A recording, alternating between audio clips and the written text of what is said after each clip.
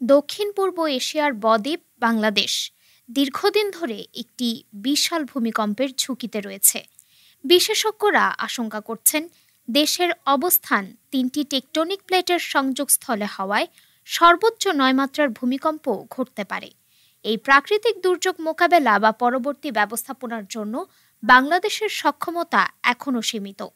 দেশের বিভিন্ন অঞ্চলে প্রায়ই ছোট থেকে মাঝারি মাত্রার ভূমিকম্পন অনুভূত হচ্ছে, যা জনমনে আতঙ্ক সৃষ্টি করছে এবং কিছু স্থাপনার ক্ষতি ঘটাচ্ছে।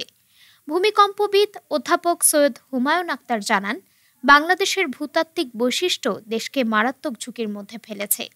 দুর্যোগ ব্যবস্থাপনা বিশেষজ্ঞরা মনে করছেন, ভূমিকম্পের মতো এত বড় প্রাকৃতিক দুর্যোগ মোকাবেলায় বাংলাদেশ এখনও অনেক পিছিয়ে।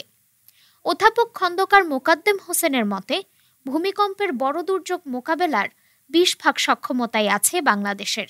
যদিও ফায়ার সার্ভিস এই ধরনের দুর্যোগ মাথায় রেখে নতুন কর্মপদ্ধতি বাস্তবায়নের চেষ্টা করছে।